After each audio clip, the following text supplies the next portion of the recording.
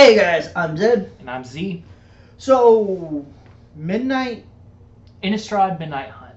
Okay, Innistrad Midnight Hunt is pre-releasing Saturday. So, tomorrow, from the day you guys are actually seeing this. Yes, you're getting 2 videos with Z this week.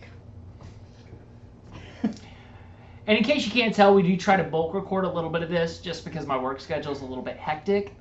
But if you see us in the same thing, that's generally why. I also own 2 of these shirts. I actually got one for my birthday. Nice. And my friend was like, "What, you already have that one?" I'm like, "Yeah, but I'll wear it." Oh, okay. Yeah, second copy never hurts to have. Yeah, I know. But yeah, this is our return to the Gothic horror plane. And rather than it being straight Eldritch monstrosity like we had the last time we were here, we're back to the traditional tropes of vampires, werewolves, zombies, ghosts. So it's pretty nice. And I noticed there's the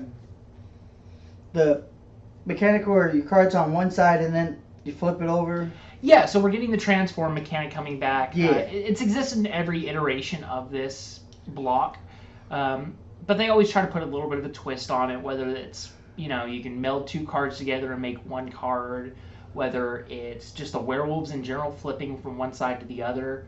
And they've kind of keyworded it on some cards here in the set. They've given some other ways for like a creature-based flashback that flips over to a spirit on the backside. So we've got a couple of cool mechanics in the set here that all play around with the, hey, we're going to have 2 faces on each card, and it allows us to have that flexibility. And I'm actually looking... I didn't know I was looking forward to this set until last night when I looked up my list of cards. And I've been following the spoilers pretty heavily here just because I know what I wanted, and knowing that this was the Midnight Hunt, and they've kind of been advertising this is the werewolf set, the next one's the vampire set.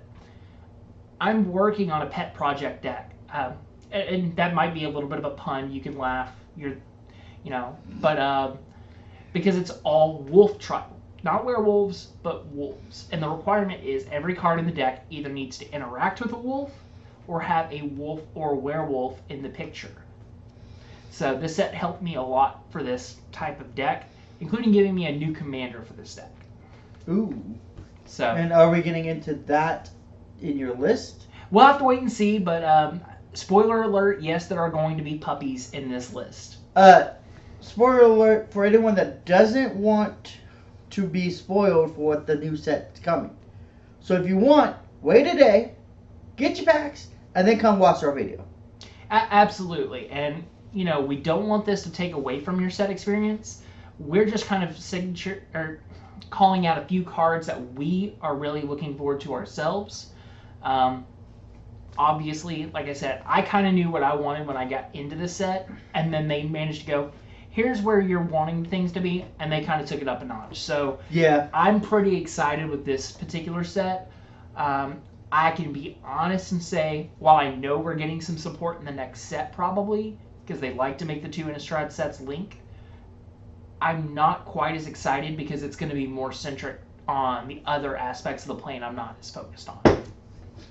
Just to let you guys know, we will be looking at our phones a little bit because we want to make sure we got the wording right on the cards. Just to let you guys know, we don't script anything. As far as script goes, we go, what do you want to record? Well, this. Okay, let me look it up. And that's the script. And the other thing is, we don't want to misinform you about a card. If it's a May trigger, that can become relevant in gameplay versus a mandatory trigger that you have to maintain the game state. So we don't want to mislead you or give any kind of idea that doesn't exist. And by no means are we rules experts. No. I've been playing the game for a while. I started an original Innistrad, but it's not necessarily going to be my field of expertise. All right, so we're going to do mine not in a very specific order. I made sure to put mine in an order. So I think the way we'll kind of do this is we'll hit from our number 5, go up to number 2, give you a few honorable mentions, and then we'll kind of give you our number 1 card here in the set. So my first one is going to... Hang on. This is the fun part about messing with my phone. Alright. So. Can you read my. I can't read the guy. So he's. I would just kind of explain what the card is and kind of rough through the name because okay. Pronunciation is not my expertise. Carolus Stalwart Slayer. So it's the Boros Knight legend in the set. It's a one red, one white, one colorless, legendary creature, human knight, flying in haste. If a spell would deal damage to you or another permanent you control, prevent that damage. Hey, I like that. If a spell would deal damage to an opponent or a permanent an opponent controls, it deals that much damage plus 1 instead. I like it. It's obviously going in my Borless deck. I enjoyed the card as well. I'm a pretty big fan of it, but one of my favorite cards when I first started playing in the game was Sky Knight Legionnaire, which is an old Boros Ravnica City of Guilds, 3 mana, 2/2 flying haste, and he just put pressure on. This is kind of like an evolution on that where it gets a little bit better, it gets more abilities, more snaz. So I'm all for it. It's pretty exciting, and it's going to make a fun build-around Commander, especially if you got that impulse to play with Lightning Helix and Commander. Yours, number 5? As for my number 5, we're going to return to an old fan favorite from the set, and that's going to be Gisa, Glorious Resurrector. She is a 4/4/4 human wizard, so relevant creature typings, and she's a fan favorite character. She's shown up a couple of times on 2 other cards, including in the Commander Collection Black that we just got spotlighted a couple of days ago, or by this point a couple of weeks ago. And it says when a creature an opponent controls would die, exile it instead. Already, I'm removing this asset from you. You can't go reanimate from the graveyard. However, it's also got the added ability of, at the beginning of my upkeep, so the beginning of my turn basically, I'm going to put all creatures exiled from Gisa into play under my control, and they gain Decay, which is a new type of mechanic keyword, which basically the Decayed mechanic, all you really need to know about it is if it is got Decayed on it, it cannot block, and when it attacks, it must sacrifice itself at the end of each combat. Ooh. Or at the end of combat. I wanted to make sure I got that right because it is a new mechanic, and I know for a while I was thinking it was just can't block, but it's a little bit more than that. But basically, hey, I'm going to use this Mole Drifter, evoke it for 3 mana, and divinate. Well, when it goes to that yard, I'm going to exile it, I'm going to get it myself, and I'm going to have fun with it. So it's a trade-off. It lets you reuse opponents' ETB triggers and, kind of lets you get some extra value. And like we all kind of understand at this point, that's my forte. Yeah. That Decay ability is going to be kind of nasty. Well, it's to not make combat get as clogged up on the ground. So a lot of the token generators that generate zombies in the set, you get your traditional zombies, but you also get the decayed zombies, where they're rotting, they're falling apart, they might swing their arm at you and the arm just comes off. So that's kind of why they're destroyed at the end of combat. That's why they can't block. They're just kind of meant to be eaten and then done. They're a one and done. Alright, so my next one is Gavany Trapper. And it's a 1 white human soldier, pay 2, tap target creature, 0/2. Why did I put this guy? Because there is a couple cards in some of your decks, some of you know who I'm talking to, I have no idea. that I want to tap out because you block my deck. It's only creatures. Yeah. And it's a nice throwback to the old style creatures like Gideon's Lawkeeper, I believe was the name of it, where it was just 1 mana, white, tap it, tap down an opposing creature. So we've had a couple of creatures like this before. This is another one in that vein to kind of give the control shells or even the aggro shells. And I like that it's just 1 mana to get out. And the ability is pretty cheap. I mean, it's a pretty solid white common to throw in a deck. Yeah, and it is in that shock range, so that's just something to keep an eye out for. But at the same time, it's a car that is actually pretty viable here on what you can manage to make happen. Uh, and also, I like the picture. Yeah, the picture is pretty cool. I like a lot of the human art here with that old style tricorn helmets basically, Yeah, or the tricap. Yeah, kind of reminds me of like Black Flag. yeah, it's very like 1600 ish, which I'm down with. That's why it's like if Innistrad was to ever implement like black powder muskets, I wouldn't be opposed to it because it feels like Oh it fits. yeah. Instead, they have like huge weaponized crossbows, which still fit, still cool. All right, your next one. So for my number 4, we've got Unnatural Growth. So the mana cost is going to be very, very intensive on this card because it's 1 mana plus 4 specific green. So green, green, green, green. But its enchantment says the beginning of each combat, not just your turn. Oh, hey, it's player number 2's turn, player number 3's, everyone's combat. Double the power and toughness of each creature you control until the end of turn. Oh, hey, did you have a 7/7? I'm going to survive this blasphemous act. If you try to do it in the post-combat main. Otherwise, I've got big, nasty attackers to, send into you. I've got big, nasty defenders you don't want to try to blitz against. So either way, it's going to make combat much more difficult for your opponents, and it's going to make it a lot more favorable for you in the long run. Yeah, it's gonna be a card that I would want to blow up quickly. Absolutely, and it's got the bonus. There's a giant wolf in the picture, so Yes, I actually saw that card and I'm like, no, he's gonna have that on his. Yeah, no, it's honestly a good finisher in mono green, but it's one of those having that God Eternal Rowaness, I think is the name of the card, where it enters the battlefield and doubles everything's power for the turn. Having that as a consistent thing is going to be pretty nice. Oh, there it is. It's right. Give me a second. I gotta find. Okay, so Storm Kite Blood Thief. 2 colors, 1 black. Vampire Rogue.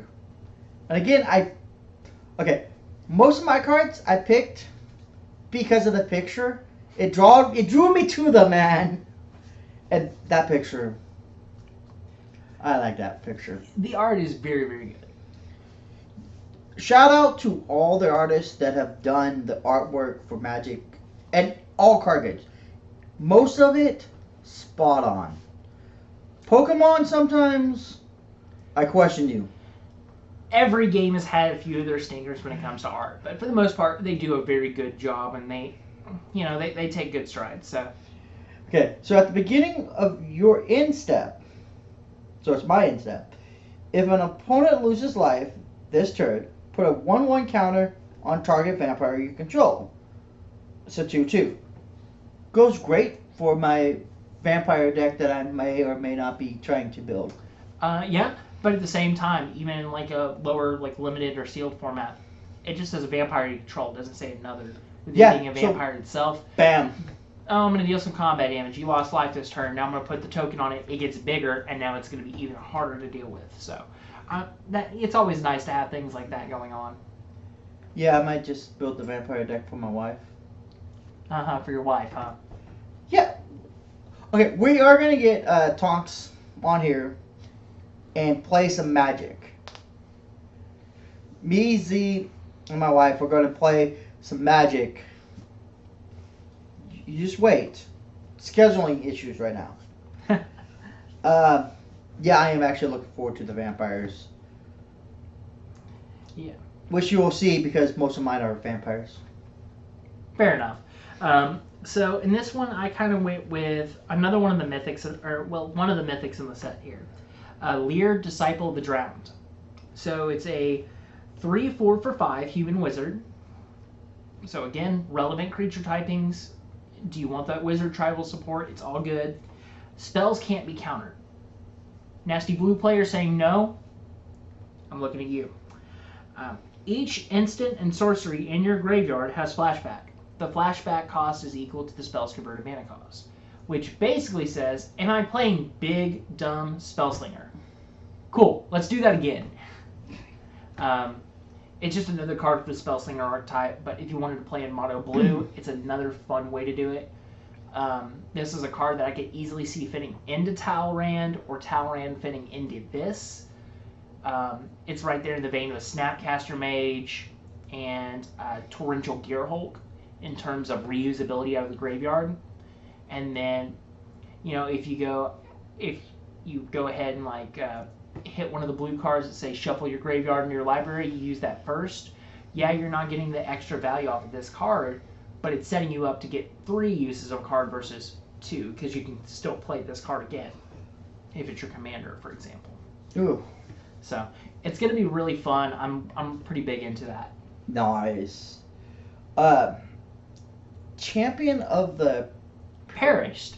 So it's a nice play on a card from the original Innistrad block called Champion of the Parish, which was kind of like New Orleans, the Parish.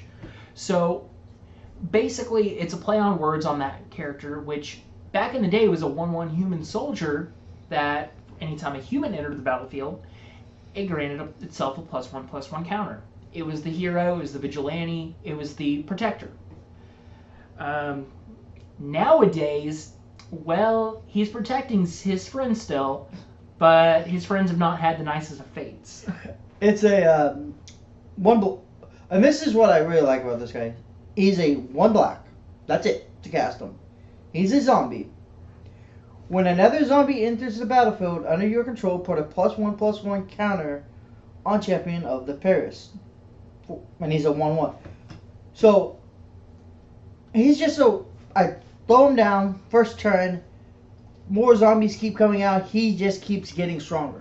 Yeah, and it's also your buy a box promo for this set, just to kind of keep in mind. So if you're going into your local game store to pick up a box, this will be... Is he? Yeah, this is the buy a box promo. Much like Vorpal Sword was back in Adventures of Forgotten Realm. Well, I didn't know that. So, like I said, I've already ordered 2 boxes of this particular set, one of which we will be doing an unboxing here. The other one is kind of for me to kind of start looking and see if I can amalgamate the stuff I need for myself. And if on his personal one he gets any cool cards, I'll make him show you guys. Your number 2. So number 2, we're coming to the first flip card we're going to talk about here, which is Arlen, the Pax Hope. And this is the card that kind of showcases the day-bound, night-bound mechanic.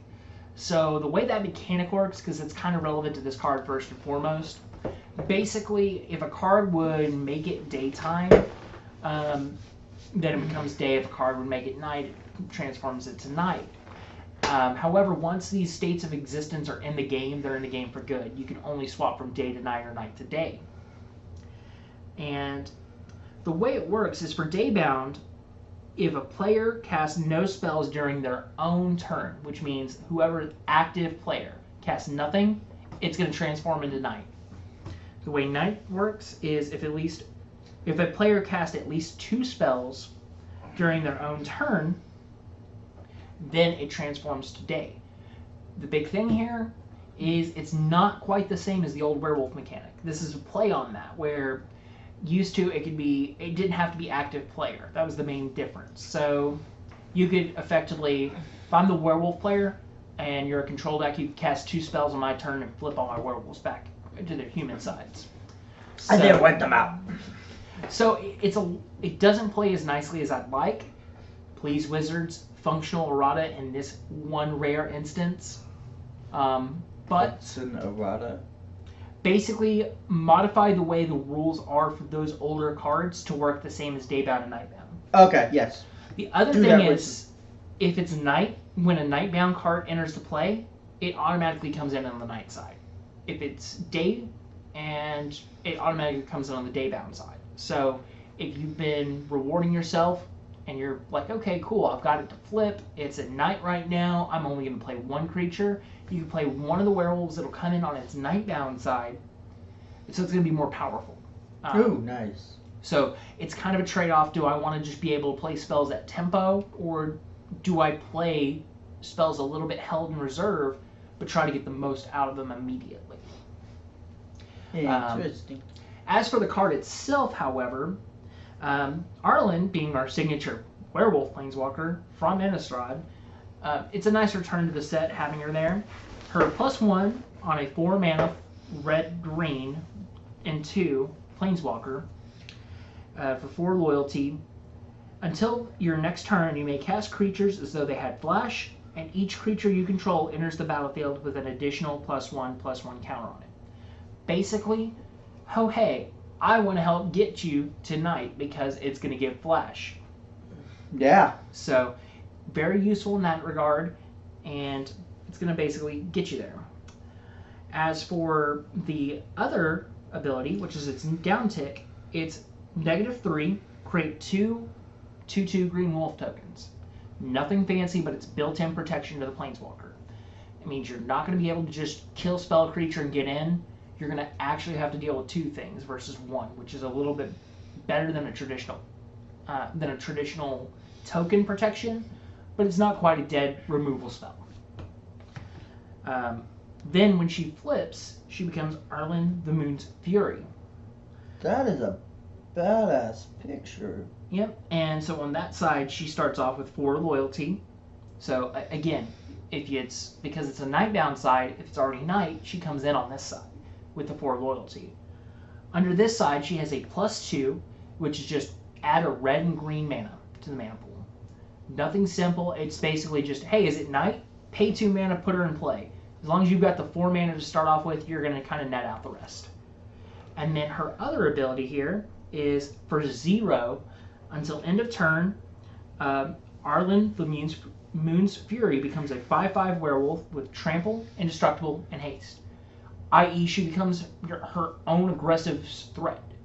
She doesn't need her wolves to protect her. She's going to get in there and wreck up the place herself. Much like the old Gideons did and Sarkhan used to do when he would turn into a dragon. So, jeez. We have another walker in that same vein, but at the same time is very flavorfully done and has that mix of some card advantage, some removal, and just trying to make the mechanics work. So I have a question. When she flips, does her loyalty change? Like if she had points on it on one side and she flipped? To be honest, I haven't looked that up yet because, again, with this mechanic, it's kind of new, and I have full transparency. I've been in bed with a migraine the last few days, so this has been my first day to be available. So that said, I haven't been able to look it up, though probably right here he'll probably stick some kind of editor's note where he's looked it up for us, so that way, we don't have to worry about it. Yeah, because that would depend. That would change a lot of things if flipping changes her loyalty. I would imagine it maintains the same loyalty across the card, just because realistically it muddles things if you're doing it back and forth. Yeah. I know the previous transform walkers that I generally see go from like creature to planeswalker. Like those would be the original Origins planeswalkers, for example. I don't remember exactly how the old Arlen worked. I believe the old Arlen it maintained its loyalty when it flipped. So I think it's probably going to work the same way, but I cannot tell you with 100% certainty, and I don't want to mislead you. Again, so we're not have him added in post. We're not rule lawyers. If we know it, we're going to tell it to you. If not, editor's notes here. Because it's online. I know we can find it. It's just during the time of the recording, we don't want to pause it to get to that. Yes. Okay, so Bat Whisperer is my first honorable mention. It's a three colors, 1 black vampire. When Bat Whisperer enters the battlefield, if an opponent loses life this turn, create a 1/1 bat creature token with flying. It's a 4/2. The reason it's on the honorable mention list, I don't like the idea that it's only when it enters the battlefield and you create 1 bat. It's a common. You can't ask for it to be the most I powerful part of the set. I know. But that's why it's on my honorable mention. Because I do like the ability. And it's a 4/2. That's pretty cool. It's a decent body. Um, so if we're getting into my honorable mentions here, the first one I have is another returning favorite character, Lyessa, the Forgotten Archangel. We had Sigarda in the set. We kind of all know what happened to Bruna and Gisela. Avacyn is gone. So who better to come back when humanity on this plane is kind of going back to its traditional witchcraft and other cultural rituals to try to keep the evil at bay than the one who was kind of the symbol of these cultural things. And that would be Lyessa. At 5 mana, 2 white and a black. Legendary creature Angel. So Angel fans out there rejoice, we get more. Gee, nice. It's a 4/5 with flying and lifelink. That's not the biggest draw here. The biggest draw is whenever a non-token creature you control dies, return that card to its owner's hand at the beginning of the next end step. Oh hey, I just lost my Lyra Dawnbringer in my commander deck. Okay, cool. It's going to come back. I'm going to get it again, and we're just going to keep this train rolling, an Angel. Or if you're playing an Aristocrat strategy where you're wanting to constantly cycle cards in and out of the graveyard, this is just another way you can do that. The other thing is, though, is it does have a nice little hate bear ability, which says if a creature an opponent controls would die, exile it instead. So, much like Gissa there, she's going to say, hey, opponents, you don't get to play around with the graveyard. That's my job. Go away. So it's a nice little kind of tool there to have available. Alright, so my next one, I'm actually going on my honorable mention list. I'm going to skip because it's on your honorable mention list. So I'm just going to skip ahead to the mystical... Oh, the Mysterious Tome. Mysterious Tome, thank you. Sorry guys, my reading skills are really bad. It's a 2 colors, 1 blue artifact. Pay 2, tap, draw a card. Very simple. Then it transforms. And when it transforms, it's a pay 1, tap, target land now. Target non-land permanent tap target non-land permanent. Transform Chilling Chronicle? Yeah, because that's what it turns into. So basically the idea is it's a draw spell on one side, it flips over and it taps something down that you don't want to deal with.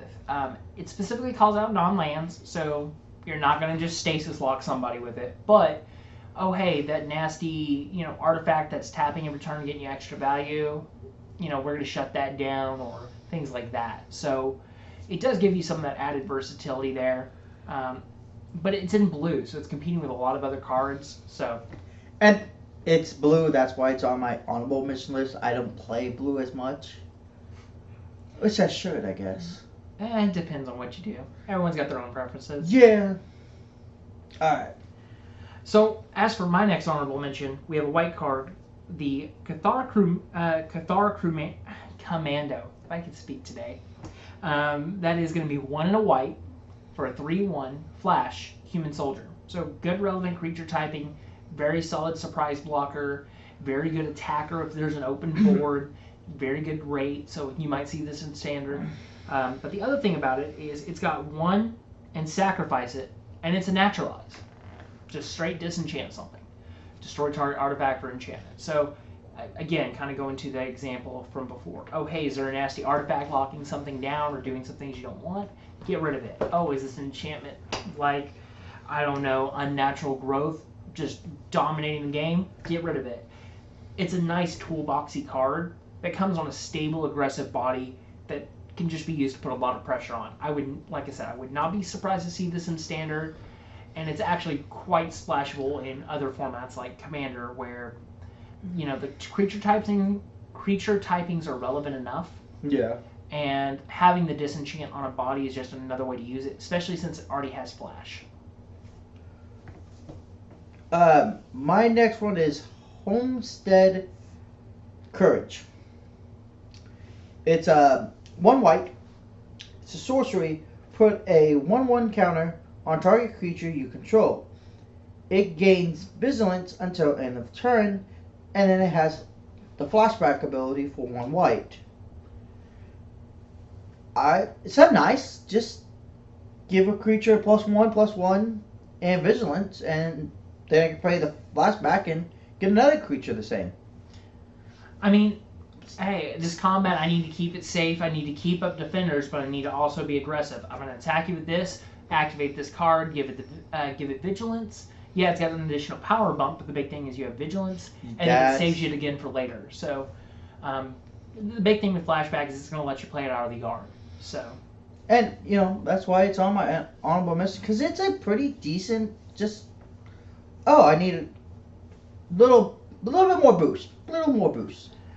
Yeah, definitely. And at the end of the day, it's one of those. I think it's going to be more so relevant for providing the vigilance, but I think both have a role. Both can see some niche play. And I can see this being more standard than Commander. Absolutely, but some decks do care about that small pump or that minor keyword. So yeah.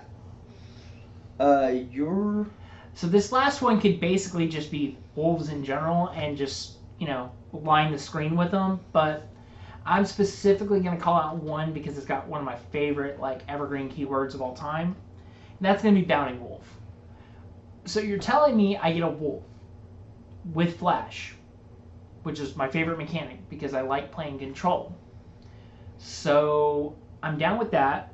It's on a 3 mana 3/2, so it's a very competitive rate for the body. It's not like it's a traditional 3 green for a 3/4 or something, but it's good. And it's also got reach, so it's going to block those pesky flyers and rip a bird out of the air. I'm down with that. I can get behind that.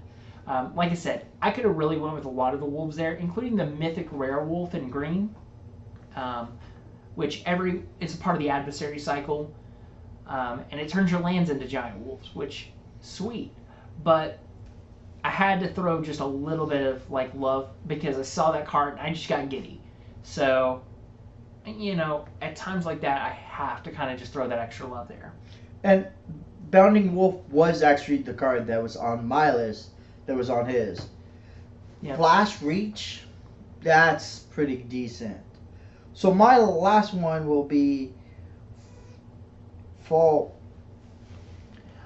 Wrath Pitfighter. Wow, that's Falcon Wrath Pitfire. 1 red. It's a vampire warrior. For 1 color, 1 red, discard a card, sacrifice a vampire. Has to be a vampire. Draw 2 card. Activate only if opponent loses life this turn. It's a 2/1. It's a 1 red, 2/1. Yeah. And then I can draw 2 cards. It's a highly aggressive body. I do expect that to be a part of any kind of red aggressive strategy here in the standard format, just because it wants to get there. I know the commander decks that run vampires like Edgar Markov really value the cheap 1/2/3 drop werewolf or vampires.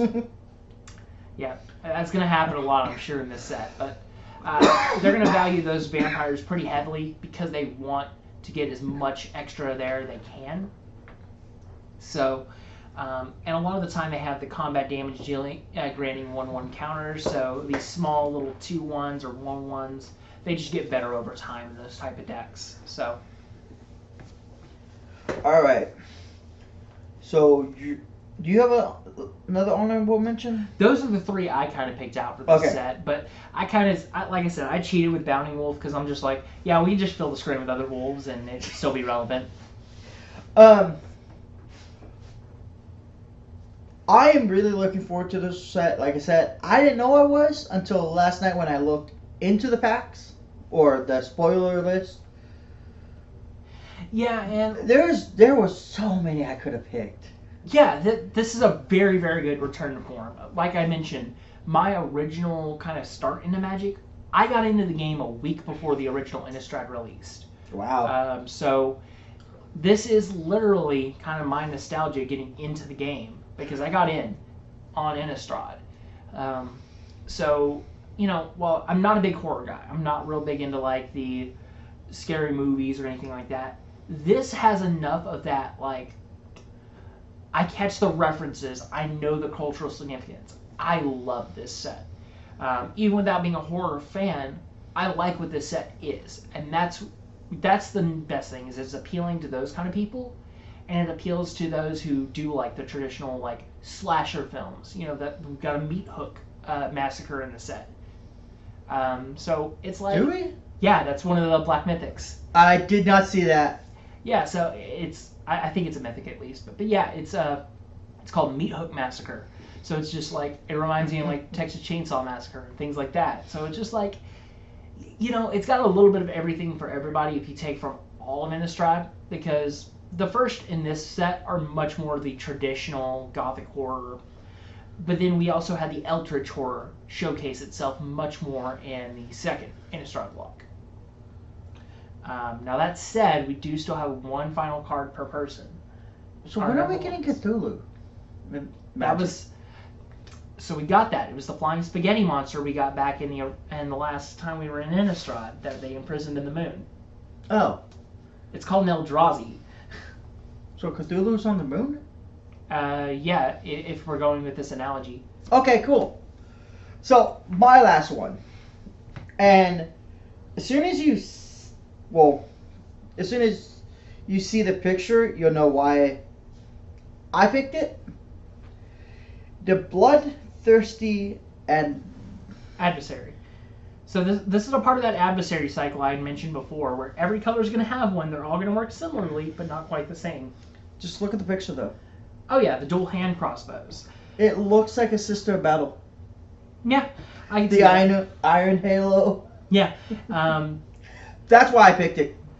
Mostly, I was drawn because it looked like a Sister of Battle, and I love 40k. So, I got the card. 1 white, 1 red. It's a vampire. It has haste. Okay.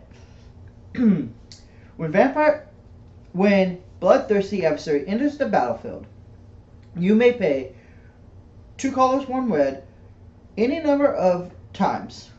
When you pay this cost 1 or more times, put that many 1/1 counters on bloodthirsty adversary. Then exile up to that many target instants and/or sorcery cards with mana value 3 or less from your graveyard and copy them. You may cast any number of the copies without paying their mana cost, and it's a 2/2. Yeah, so I gotta get it done. basically, this adversary cycle has if you're familiar with the older sets of Magic, has multi-kicker, which is basically just, hey, pay this extra mana, get these extra effects. Otherwise, it's a 3 mana as 2/2 hasty, 2/2 haste at Mythic Rare with Vampire, which is, again, the Vampire decks, they like to have these extra things. But it gives you these potential options to draw and cast some of these extra spells from your graveyard. I think this will be a little bit more in play in Standard, where you can go, I'm going to get my play with fire, and I'm going to kill spell off your things, kind of use it as a way to kind of finish up and clean up a board state that's gotten a little bit nasty, in some like off-the-wall kind of fringe control shell maybe, or like a tempo or mid-range deck. But for the most part, I like the card. I like the adversary cycle, but I like having the modularity of the multi-kicker on a card that actually feels like, hey, it's actually powerful and significant. Well, I like it because for 5 mana, let's just say 5 mana, I can play a copy of any spell, sorcery, or instant for my graveyard. So a card that I've already used, I get to play it again. If it's less than 3 mana. If it's less than 3 mana. Is it 2 additional mana, or is it 2 in a red? 2 in a red. So it's 3 additional mana. So it's 6 mana total to do it. So there are some restrictions, but you can do this any number of times. So meaning it's not just a one-shot effect. It's something you could do. Yeah. I'm going to dump 12 mana in. I'm going to get 3 spells. Now with these 3 spells, what I'm going to do is I'm going to pick my Throw with Possibility. I'm going to pick my Lightning Bolt, and I'm going to pick... Fireball. No, can't do Fireball. You can, but it's not worth it. Yeah, Fireball would be weak. But you could pick something else. Magic Missile.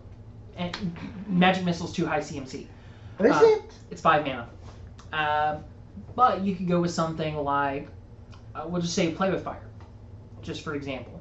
So I'm going to Lightning Bolt you to the face, I'm going to Play with Fire your creature, and then I'm going to throw a possibility and draw some extra cards. See, that's why you're the Magic guy. Because you remember this stuff.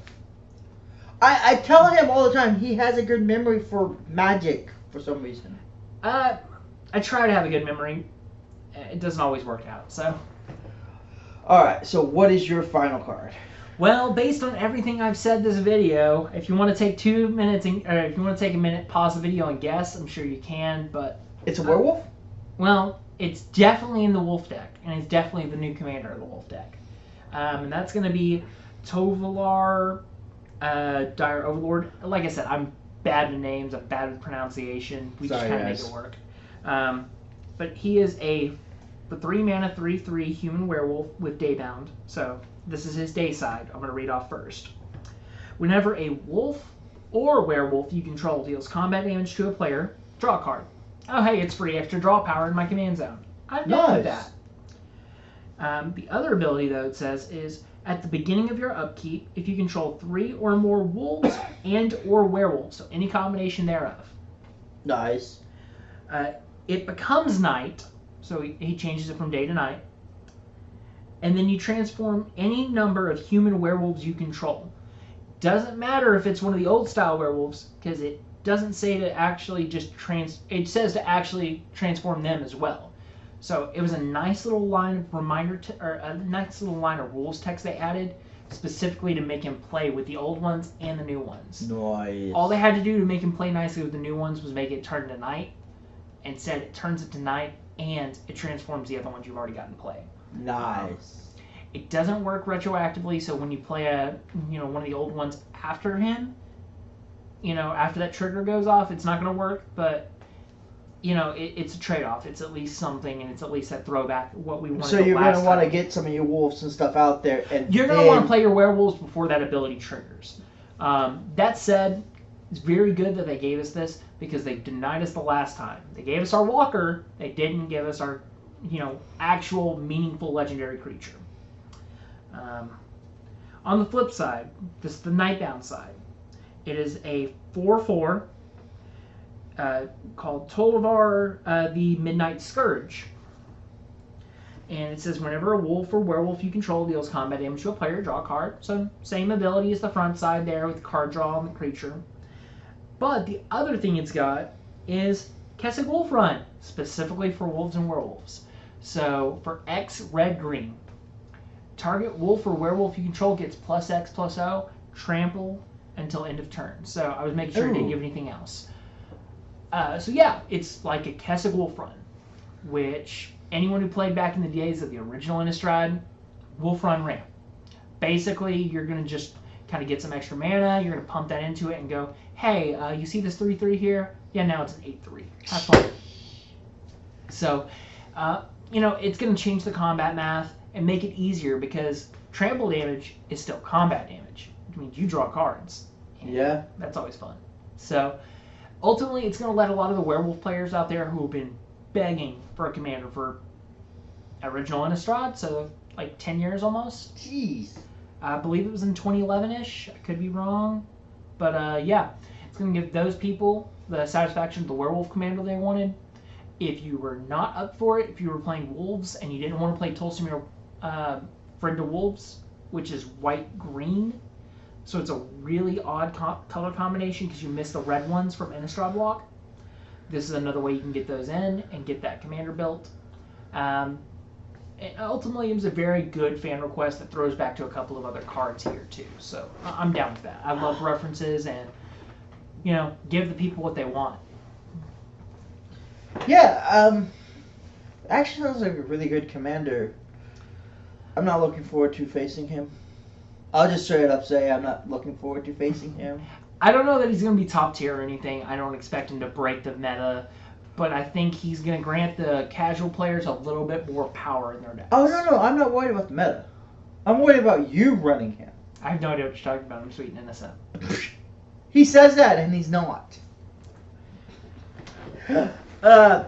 yeah, there's a lot more in this set, guys.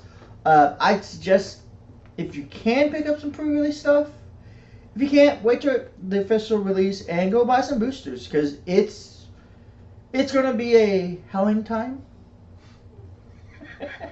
Mm-hmm. My wife keeps saying I have bad dad jokes. So That's guess it. what? I'm gonna run with it. That's the only kind of dad joke is a bad one. Yeah. Final thoughts. Overall, like I said, it's a loving homage to the previous ones and to the horror genre. I love the set. I'm down with it. They did another good job here. Like I said, I've got some reservations about some things going forward, but at the end of the day, this was a solid performance. And like I said, I was excited enough. I went ahead. I picked up my boxes before I knew too much of anything. At the time I ordered my boxes, we had just gotten Tolvar spoiled, so that was all I needed to see to be able to go, yep, I'm committing. I don't keep up with the updates for Magic. I guess I should. It's at least keeping an eye out for and see if there's any news, because I know we like to try to keep the people informed on the news. Yeah. But I'm really looking forward to the set. The vampires and the zombies I'm really looking forward to. I'm probably going to be building me a black-red deck, it looks like. Black red is generally going to be your vampires here. The nice thing is one of the commander precons that comes out with this is going to be blue black zombies. So Blue-black zombies. yeah, because in Innistrad the zombies are all blue black. The blue ones are the ones that are like Frankenstein's monster artificially created.